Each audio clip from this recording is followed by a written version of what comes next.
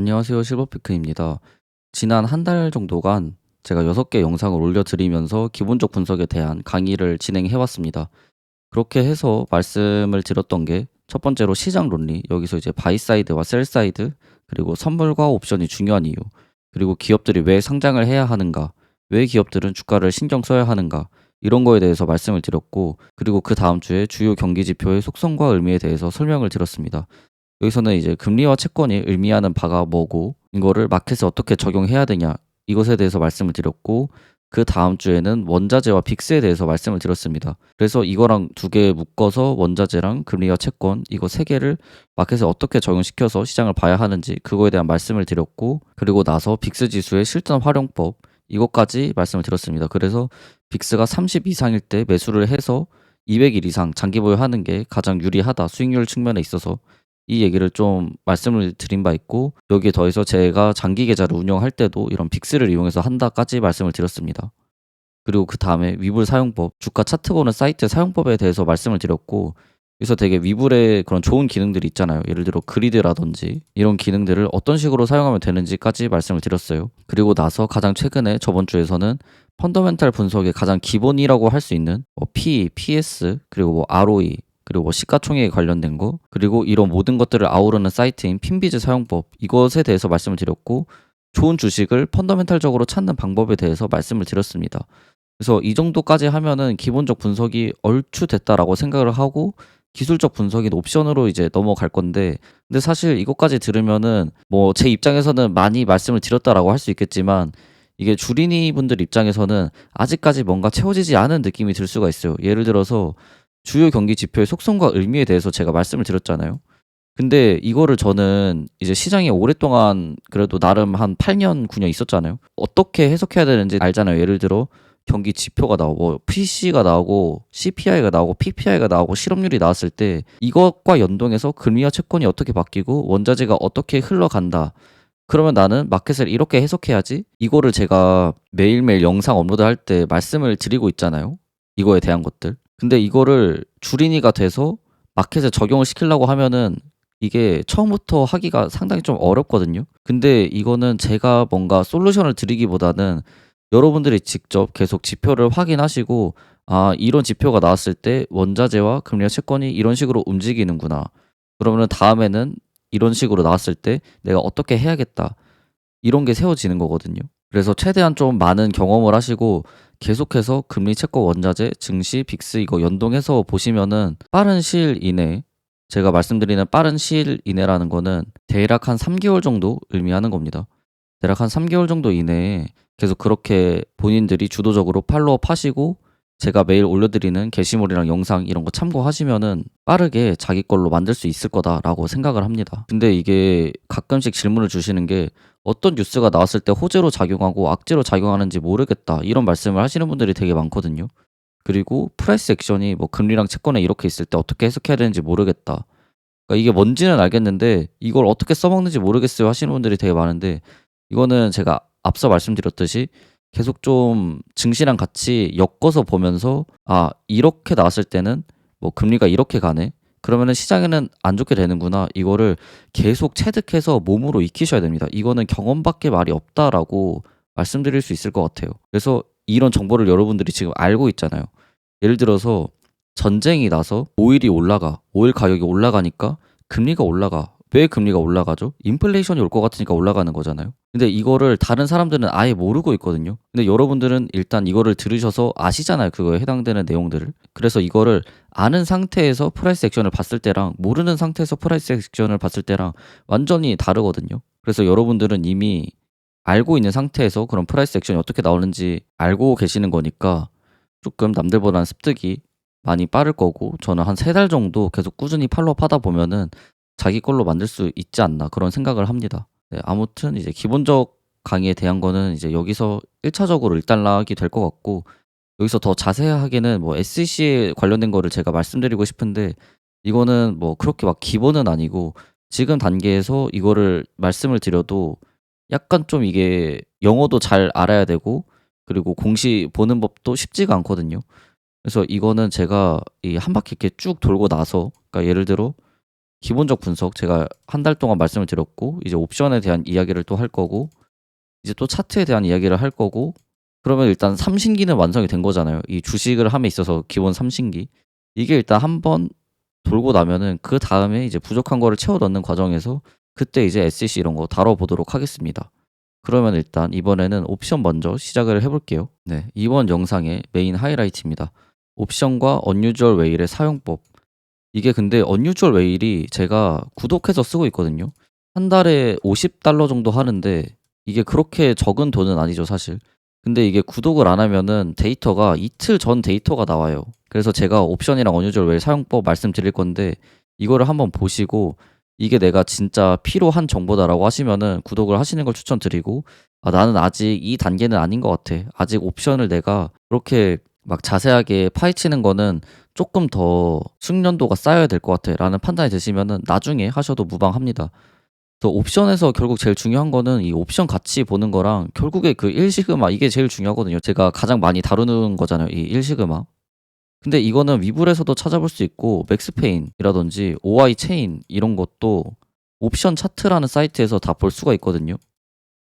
그래서 내가 이 언유저얼 웨일 사용법을 보고 진짜로 도움이 될 것 같다라고 하면은 그때 이제 구독을 하시고 그게 아니면은 웬만하면은 구글링 하거나 옵션 차트 이런 사이트에서도 나오고 위불에서도 대략적인 거는 다 지원이 되더라. 이 점 참고하고 들어주시면 괜찮을 것 같습니다. 네, 그럼 강의 본격적으로 시작해 볼게요. 자, 먼저 옵션을 왜 알아야 하는가에 대해서 다시 한번 말씀을 드려보도록 하겠습니다. 제가 시장 논리에서 잠깐 언급을 드렸는데 옵션에는 콜이랑 풋이 있습니다. 그리고 주식 현물에는 롱과 숏이 있죠. 이것의 가장 큰 차이점은 롱과 숏은 제로섬이 아니라 플러스섬 게임입니다. 누구 한 명이 벌면은 누구 한 명이 이뤄야 되는 구조가 아니라 예를 들어서 태초에 10불의 주식을 산 사람이 있어요. 자, 이 사람이 15불이 되어서 주가를 팔고 나왔습니다. 그리고 이때 누군가는 또 샀겠죠. 근데 이 주식이 20불이 됐어요. 그러면은 이때 산 사람은 여기서 또 팔아요. 그럼 또 이때 매수해준 사람이 있겠죠. 이러면은 주식 가격이 올라감에 있어서 계속해서 매도자와 매수자는 이득을 봅니다. 물론 이때 판 사람들은 주가가 50불 이렇게 가면은 그러니까 뭐 간접적인 손해를 입겠죠. 뭐 기회비용 측면에서 손해를 입는 거는 맞죠. 근데 하지만 본인 계좌에 마이너스가 찍히는 건 아니잖아요. 그냥 아씨 라고 할 때 그냥 더 들고 있을 걸 이 정도지. 이게 내 계좌에 마이너스가 찍히는 건 아니잖아요. 주식 가격이 오르면은 모두에게 다 좋습니다. 판 사람, 산 사람 모두에게요. 숏을 친 사람들을 제외한다면 말이죠. 숏은 선물이니까 현물과는 다른 이야기고 근데 이 콜이랑 풋은 이야기가 다릅니다. 콜, 풋, 선물 얘네들은 이야기가 달라요. 왜냐하면 콜이랑 풋은 같이 가는 거거든요. 선물에서도 롱 포지션과 숏 포지션은 같이 가는 겁니다. 주식에서 바이랑 셀은 그냥 손 털고 나가면 끝인 거잖아요. 매도자는. 근데 이 선물 보시면은 롱 선물이 있고 숏 선물이 있죠. 그리고 선물은 계약으로 진행이 됩니다. 1계약이 최소 주문 단위예요. 왜 계약이란 이름을 쓰냐? 롱과 숏의 계약이기 때문입니다. 내가 나스닥 18,000에 롱을 잡고 싶어. 그러면은 매도자가 있는 게 아니라 이 숏친 사람이랑 같이 계약을 하는 거예요. 주식 같은 경우에는 내가 나스닥 18,000에 QQQ 사고 싶어. 그럼 판 사람은 거기서 그냥 끝난 거예요. 그냥 본인의 계좌는 거기서 끝난 거고 여기서 내가 매도를 했다고 해서 주식 가격이 더 올라도 그 사람은 계좌에 손실을 입지 않습니다. 그냥 기분만 그냥 더 들고 있을 걸 하는 기분이 들 뿐이지 실제 계좌에서 손실이 나는 건 아니에요. 근데 이 선물은 달라요. 내가 18,000에 롱을 잡았어요. 그러면은 나 혼자 롱 잡는 게 아니라 숏친 사람이 같이 잡는 겁니다. 숏친 사람이랑. 그래서 내가 수익을 보잖아요. 그러면 이 숏친 사람은 손해를 이렇게 봐요. 그래서 이 선물은 완벽한 제로섬 게임인데 이 옵션도 선물이랑 똑같습니다. 자, 콜이 있고 풋이 있잖아요. 근데 이제 옵션은 살짝 다른 게 이제 콜에 매수를 한 사람이 있으면은 콜에 매도를 한 사람이 있는 거고 마찬가지로 풋에 매수를 한 사람이 있으면은 풋에 매도를 한 사람이 있는 겁니다. 그러니까 콜과 풋의 계약이 아니라 콜옵션 매수자와 콜옵션 매도자의 계약인 거예요. 그래서 콜옵션 매수자가 돈을 벌면은 콜옵션 매도자는 돈을 잃고 풋옵션 매수자가 돈을 벌면은 풋옵션 매도자는 돈을 잃게 됩니다. 그래서 제가 뭐 옵션 만기일이 중요하다, 마켓 메이커가 틀에 판다, 뭐 개미 터는 무빙이 나왔다, 옵션 매수자들 턴은 무빙이 나왔다. 맥스페인대로 가더라 하는 걸 말씀을 드리는 이유가 맥스페인 이거 같은 경우에는 옵션 매수자들의 최대 손실액이죠. 이런 거를 만들고 사람들이 팔로우하는 이유가 이 콜과 풋, 옵션과 선물 이것들은 제로섬 게임이기 때문에 이런 마켓 메이커들의 을중을 굉장히 파악하기가 쉽거든요. 그래서 이런 맥스페인이라는 지표도 만들고 하는 겁니다.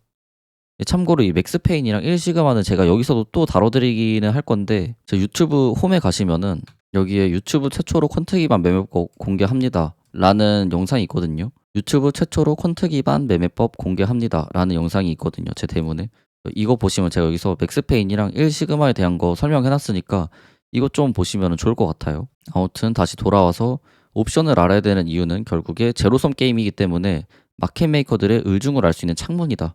그래서 우리는 이 옵션 정보를 통해서 이 마켓 메이커들의 을중을 들여다보는 겁니다. 그래서 제가 항상 말씀을 드리는 게 이 주식을 할 때 그 주가의 프라이스 액션 있잖아요. 이 주가만 보면은 지금 이 상승이 찐인지 그리고 구란지 이거를 몰라요. 절대 알 수가 없어요. 차트만 보고서는 절대 모르고 이걸 알기 위해서는 경기 지표, 뭐 빅스라든지 원자재, 금, 구리, 오일 이런 것들 그리고 채권 그리고 빅스 이런 거를 다 봐야 매크로적으로 주가가 찐인지 구라인지 알 수가 있는 거고 그리고 기술적으로 얘를 확인하려면은 옵션을 확인해야 됩니다. 그리고 옵션은 또 차트랑 물리는 구간이 계속 있어요. 그래서 차트에서 지지 저항 잡을 때도 굉장히 좀 쓸모 있는 그런 녀석입니다. 그렇기 때문에 옵션은 꼭 알아야 된다라고 생각을 해요. 그러니까 이 주가 프라이스 액션이 찐인지 구라인지 알기 위해서 매크로적으로는 경기지표, 채권 빅스 이런 게 중요하고 기술적으로는 옵션이 중요하다. 이 얘기를 좀 드리고 싶습니다. 네, 그러면은 사이트 소개에 앞서서 간략하게 옵션이 뭔지만 말씀을 드릴 건데 옵션이라는 거는 내가 미래에 그 가격에 주식을 사거나 팔겠다라고 하는 겁니다. 예를 들어서 6월 20일 만기 테슬라 350 콜이 있다라고 합시다.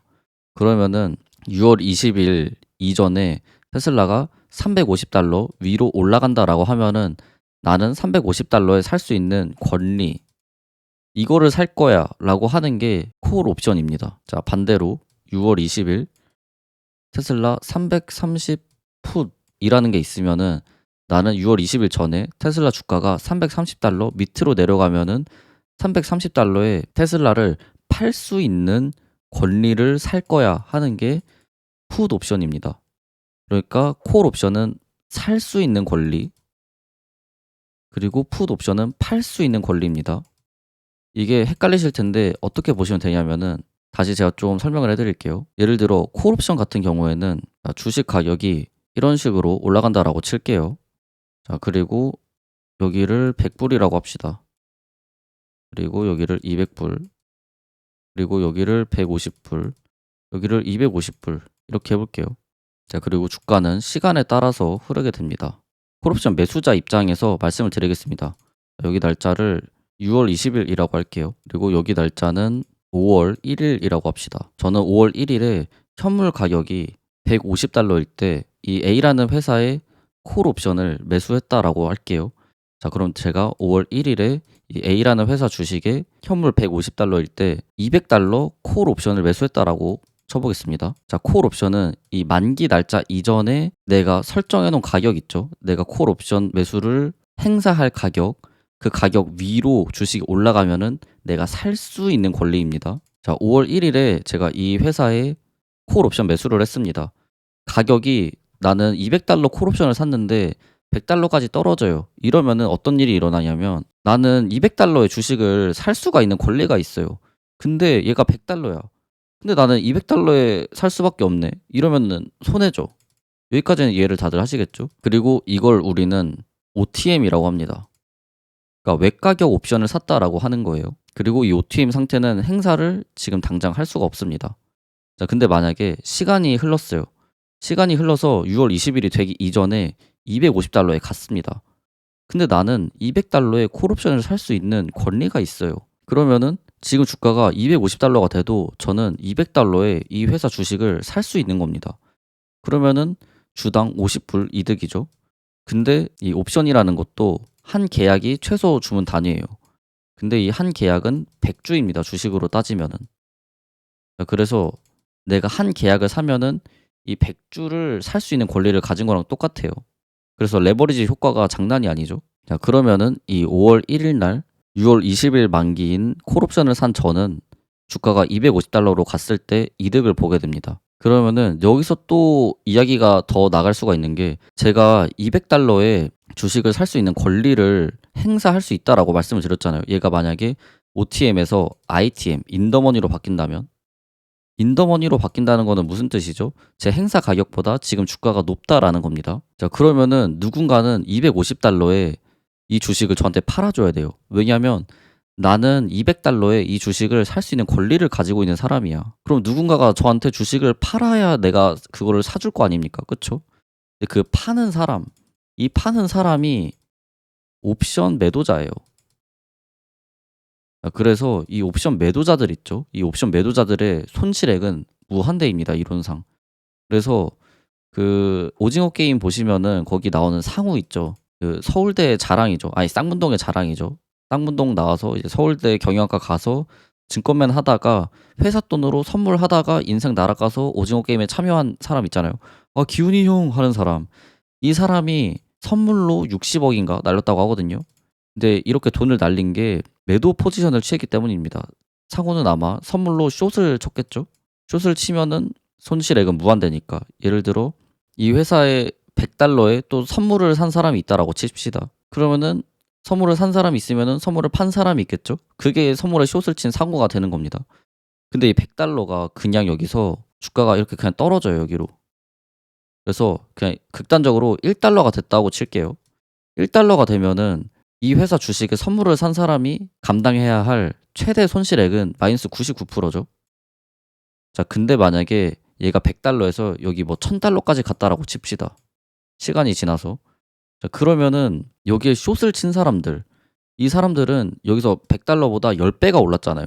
그러면은 이 사람들은 마이너스 1000%의 수익을 얻게 되는 거예요. 그러니까 감당해야 될 금액이 이론상 무한대인 거죠. 그래서 옵션 매도자들, 그리고 선물에 숏 치는 사람들은 보통 다 마켓 메이커들이더라. 돈이 많고 이런 손실액이 돼도 감당이 가능한 사람들, 그리고 수학적으로 옵션 모델을 계산해서 알파 수익을 창출하는 사람들, 이런 사람들이 매도를 하고, 그게 아니라 개인이 매도를 하다가 이런 식으로 엇박자가 나버리면은 이제 상우처럼 돼버리는 겁니다. 그래서 굉장히 조심하면서 옵션 매도를 할 때는 해야 된다. 근데 굳이 옵션을 안 해도 괜찮아요. 옵션은 그냥 해석하기만 해도 상관없습니다. 그냥 기술적 분석의 한 가지 도구로 보고 그냥 참고용으로만 써도 충분히 훌륭합니다. 굳이 옵션을 그렇게 막 권장드리지는 않아요. 뭐 이런 경우가 워낙 많고, 그리고 콜옵션이랑 풋옵션을 내가 매수한다라고 해도 손실액이 굉장히 그 마이너스 99% 찍히는 일이 적지 않거든요, 생각보다. 그래서 이거를 제가 추천을 드리지는 않습니다.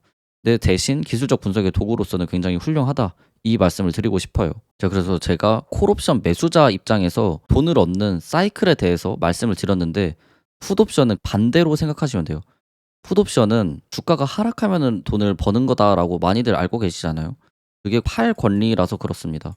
주가가 이런 식으로 떨어진다라고 하면은 여기가 뭐 100불이고 여기가 50불이다라고 합시다. 자, 저는 여기에 75불에 풋을 잡았어요. 그러면은 75불에 팔 수 있는 권리가 있다라는 거죠. 자, 근데 이게 시간이 지나서 주가가 $50까지 떨어졌어. 근데 나는 풋옵션이 있어서 75불에 얘를 팔 수가 있네. 그럼 주가가 떨어지면은 이 풋옵션 매수자들은 이득이죠. 이렇게 그냥 반대로 해석하면 돼요. 그럼 여기서 또 더 생각할 수가 있는 게, 그럼 풋옵션 매도자들, 이 사람들은 풋옵션 매수자가 이득을 보니까 손실을 얻겠구나, 이렇게 생각을 하시면 됩니다. 그리고 이 매도자가 이득을 보려면은 이 75불 위에 이렇게 주가가 있어야겠죠. 이러면은 풋옵션은 행사할 수가 없으니까, 75불 위에 있으면은. 현재 주가가 100불인데 75불에 팔면은 손해잖아요. 이러면은 매도자는 좋고 매수자는 안 좋은 거죠. 그리고 이렇게 매수자가 최대로 손실액을 보는 게 맥스페인이다, 이렇게 말씀을 드릴 수 있을 것 같습니다. 그래서 맥스페인대로 주가가 흘러가면은, 아, 지금은 옵션 매도자들이 장을 꽉 잡고 있구나, 이렇게 좀 보시면 될 것 같아요. 그래서 여기서 한 가지 더 말씀을 드리면은, 이제 기관들이 좀 자주 즐겨하는 포지션 구축 전략에 대해서도 말씀을 드려보려고 하는데, 개인들도 많이 하기는 하거든요. 이게 뭐냐면, 자, 콜옵션을 매수, 매도 동시에 치는 양방 매매를 하는 거예요. 예를 들어 콜옵션을 매수하면은 주가가 오르면은 좋은 거잖아요. 매도하면은 주가가 내리면은 좋은 거고, 어떤 A라는 주식이 있다고 쳤을 때 여기 라인이 50불이고 여기 라인이 대략 75불이라고 칠게요. 여기서 50불에 콜옵션 매수를 해놔요.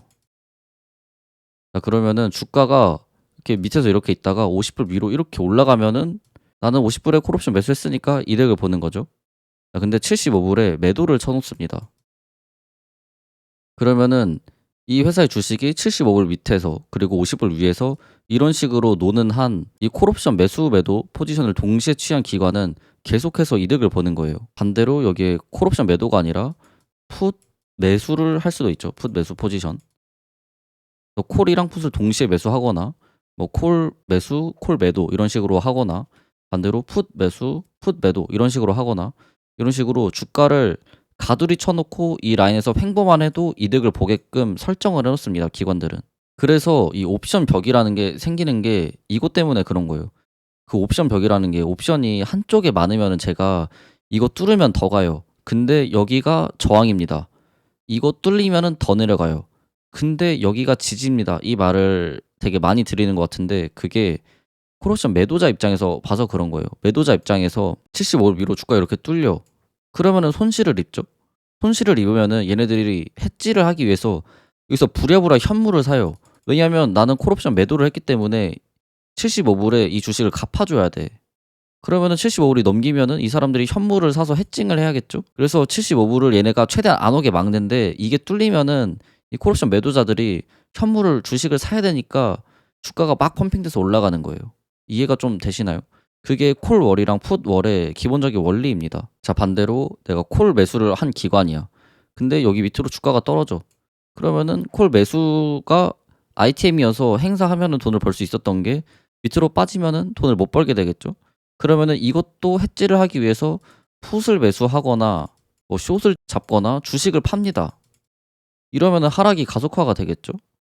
이래서 풋월이 생긴다, 이렇게 좀 보시면 될 것 같아요.